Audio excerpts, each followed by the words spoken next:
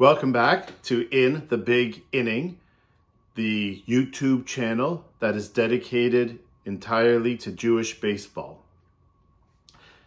Today, and in the next episode, I'm going to talk about two specific Jewish players and show you some incredible, rare memorabilia. I would say most of it is one of a kind, if not only just a few in existence. So I've called these two episodes, the first to be born and the first to die. Today we're going to talk about the first to be born. So let's say you listed all 23,000 plus players in order by birthday. The first baseball player ever to be born was Jewish. His name was Nate Berkenstock.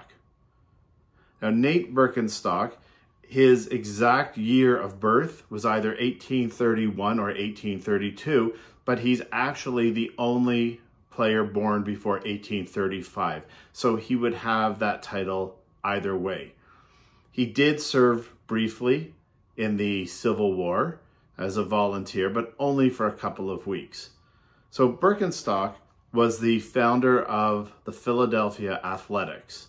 Now, that's not the forerunner to today's athletics. There was a different Philadelphia Athletics, and he played first base from 1863 to 1866. Here's a great example of a rare photo for Nate Berkenstock. This is a newspaper article showing the 1865 and 66 Philadelphia Athletic Baseball Club. And it says at the bottom that Nate Berkenstock is in the center of the picture with the bat in his left hand. So I assume that this is Berkenstock, and that would match some of the other images that we have seen of him. So what an incredible photo. I don't have an actual date on the article, probably from a later period, but what a beautiful original picture of Nate Berkenstock and very early baseball. He was a professional for only one game. You see, the 1863 to 66, that's when they were still amateur clubs. So that alone does not really count for him being the first-born player ever. But in 1871, the National Association of Baseball Players, the first league, was born, and the powerhouse team was Philadelphia. He was retired by then, but Berkenstock was still with the team in other capacities behind the scenes. Now that team had, for example, Levi Meyerle, who hit .492, not Jewish, but the highest batting average, according to the Hall of Fame, of any player in any season ever. But we get to the last game of the season, which is the championship game, and it was the two best teams. It wasn't like a playoff round in those days. And there's an injury on the Philadelphia team. So sure enough, Nate Berkenstock comes in to play. Now, there's all sorts of stories and rumors. This gets retold in many ways. Some say he was in the stands watching and jumped out of the stands when there was a need. I don't know. I've read that story. It's hard to prove anything from that time period. But anyway, he comes into the game, 40 years old, to be the outfield replacement. And he made 3 putouts, including the final play of the game. He went 0 for 4 at the plate. He was known as a hitter, as a pretty free-swinging hitter, so he did not get a hit in that game.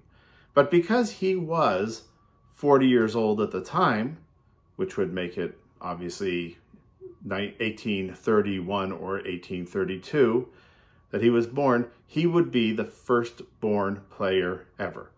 Obviously, that's a record that could never have been beaten. After his career, he became a hat dealer. Well, a hatter, making hats and selling hats. So I'm going to show you what I believe is the only piece of memorabilia that anybody would have from Nate Berkenstock. This is one of my favorite items in my entire collection. By far, it's the best picture of Berkenstock that I've ever seen.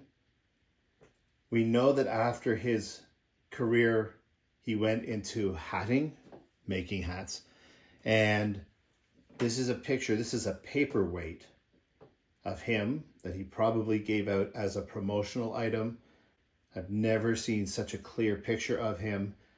This is one item of every item I've ordered from eBay, and I get tons from eBay. This item is probably the one I was just most nervous about. I was checking constantly that it was on its way and that it was actually making its way over quickly, because I know that this item, I'll never find another item like this again.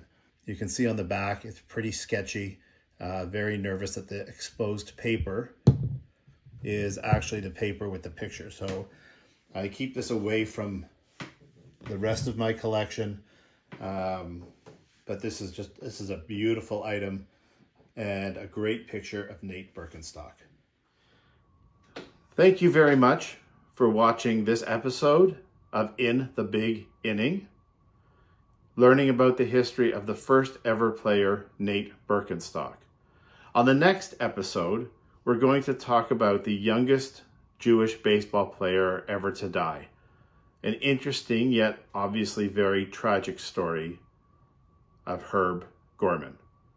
Look forward to seeing you next time on In the Big Inning.